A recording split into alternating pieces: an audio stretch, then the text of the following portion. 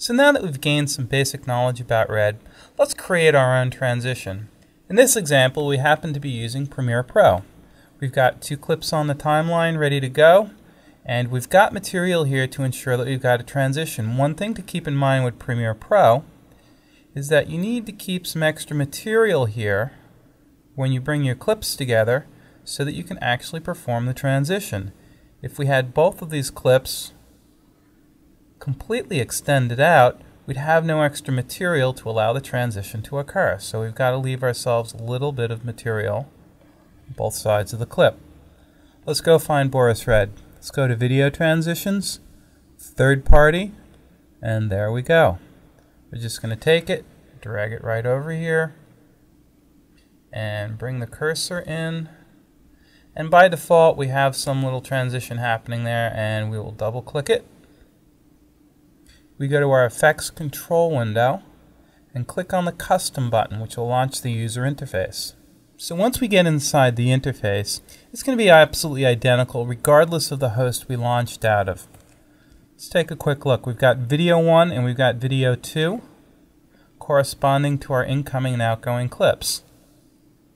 So let's build ourselves a transition. I think what I'd like to do is slide this image off, but as it slides off, have it softly blur away. Start on frame 1 here, keyframe 1, and I'm going to set up a couple of keyframes. We're going to slide it off. I think I'm going to push it off to the right, so I want to make a position keyframe here, linear, and I want to come to my end and simply slide it over. Now, since this is a very simple transition, I could just hit play right now with the space bar and watch it go. Alright, nothing too unique yet. But now let's soften this up. Let's do something to make this a little more interesting. Let's apply a filter to this. So I'm going to select this clip, and if we're in non-MDI mode, meaning each of the windows in Red is its own floating element, each of our windows will have a menu here. If we're in MDI mode, we'll only get that menu at the top. So let's go to Filters, let's go to Colors and Blurs, Gaussian Blur, and let's go back up to 100% here. So this image is already blurred, and I don't want that. So let's click on the first keyframe here and look at our blur settings. It's already at 2. Not what we wanted. Make sure that becomes a linear keyframe. And since the lock blur control is turned on, both the horizontal and vertical are going to work together. Let's go to the end here.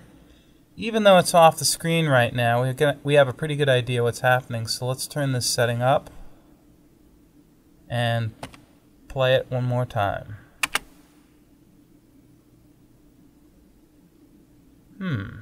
That happened a little quick. Maybe we need to change this keyframe type to something that will allow the value to change a little more slowly. Let's go take a look in the timeline at what's going on. I'm going to spin down the blur parameter, and we're going to take a look inside here. I've got my blur parameter here. We can see our 2 keyframes. I'm going to spin this down one more time, and it looks pretty linear. I'm going to push this button so we scale the view here. I'm not changing values here. I simply scaled the view height. Let's try changing this keyframe to something else. That might do it. We'll get a softer change here, and then it'll accelerate as the transition goes out.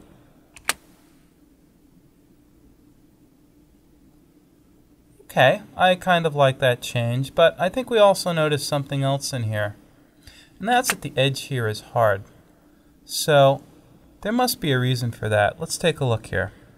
I'm going to twirl all of this back up. We know that our blur filter is doing what we want.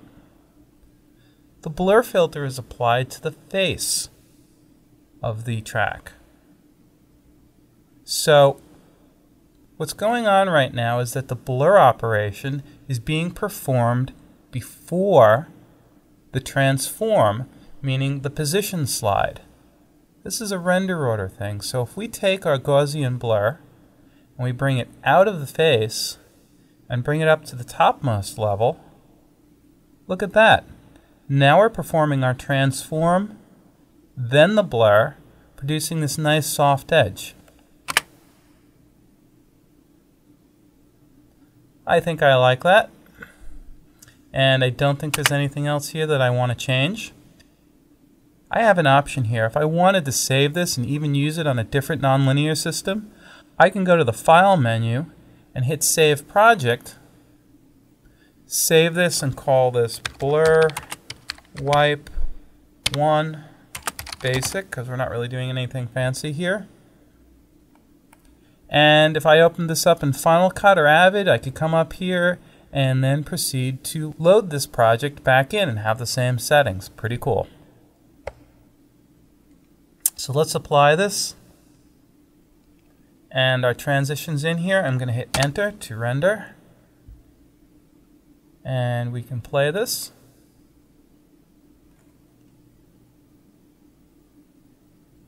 Okay, but that was kind of quick. Use the plus key to zoom in. Let's stretch this out a little bit because I know we've got a little bit more media here. And double click up there in the timeline, in the time bar. There we go. That was pretty good. I think I like that. And now we're off to do something else here.